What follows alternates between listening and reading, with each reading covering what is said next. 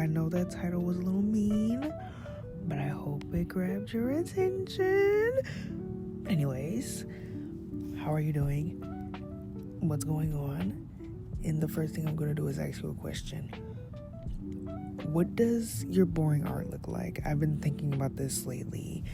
Like, I'm the kind of person that does that stiff portrait, but maybe you do that classic eye or that flower or that perfectly shaded orb.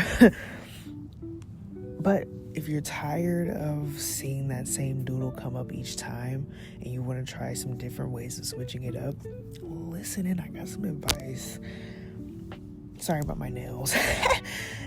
If you're a portrait artist, and by the way, that's literally the order in which I'm gonna have a list.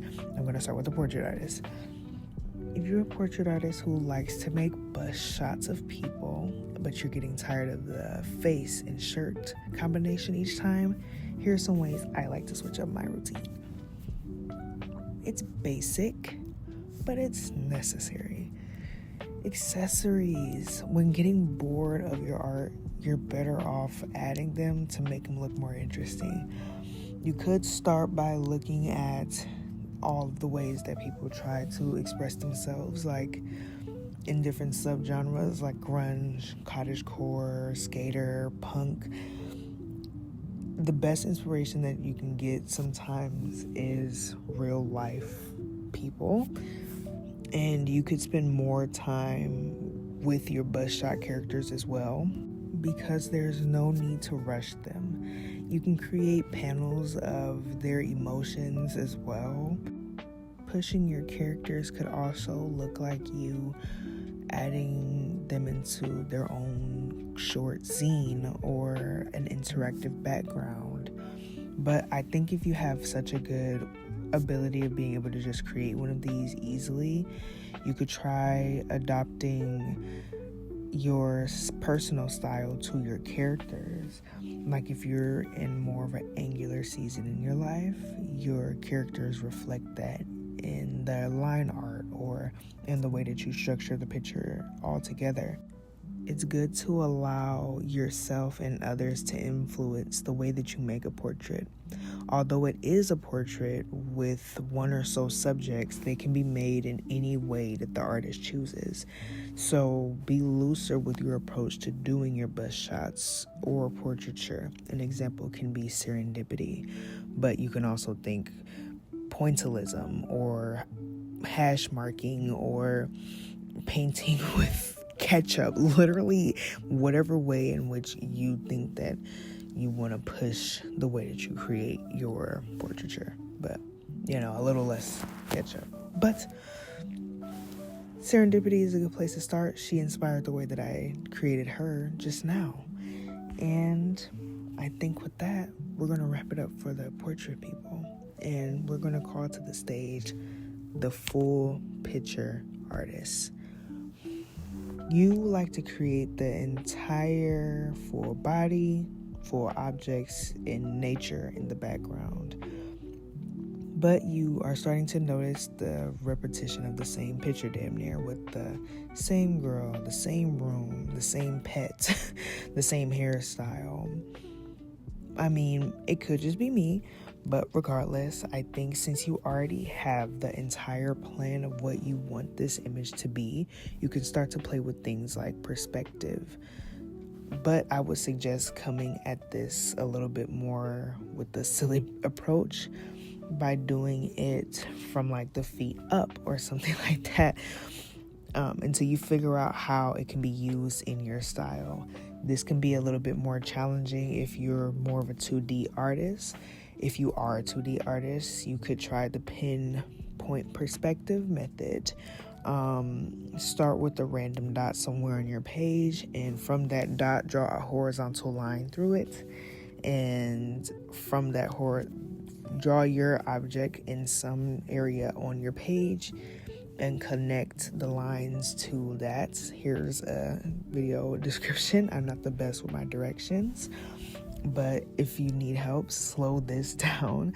But I really hope that helped. The next thing you could do is theme it. You could do like a horror theme, or a first day of school theme, or horror first day of school theme.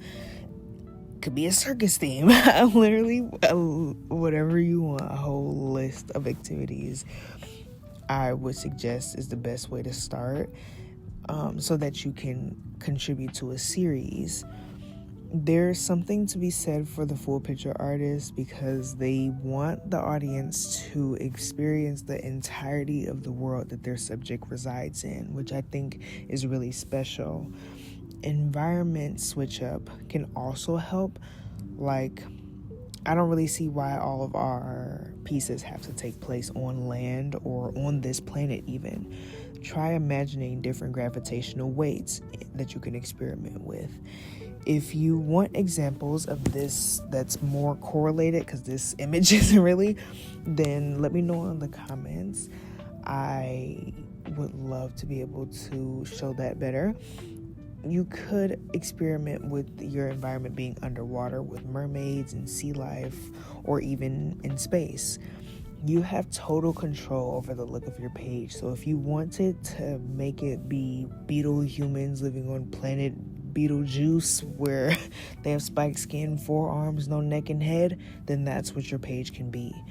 I'm saying to keep your work from being boring, you and others, try to push the boundaries of what your usual pieces can and normally do look like. The last one I want to talk about is the nature artist. This person loves to capture the beauty of nature and put it on a canvas. As beautiful as this can be, it can get boring no matter what corner of the planet you're getting inspiration from. Try mixing the strange lens of your mind with elements that already exist. Trees out of water, fish in the clouds kind of vibe. If you're open to incorporating aspects of human life, I feel like you can do that in a way that shows how humans impact the planet, or it can be in cutesy ways, like a beach scene with a beach towel and umbrella that was left behind with slight footsteps in the sand to show that there was someone there. I'm not going to be that kind of person that says add some people in that makes it more interesting, because sometimes it doesn't. It just kind of crowds the piece.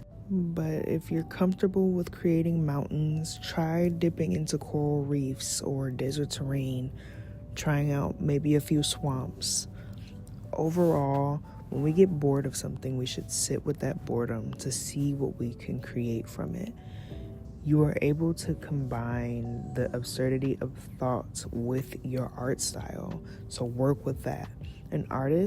I'm an artist who loves to push my pen in many different directions in terms of what I can create. I want to push other artists to listen to that crazy thought and create it. Have multiple series going at one time. When you want to get more free-flowing, you contribute to one, and when you want to get more structured, you contribute to another.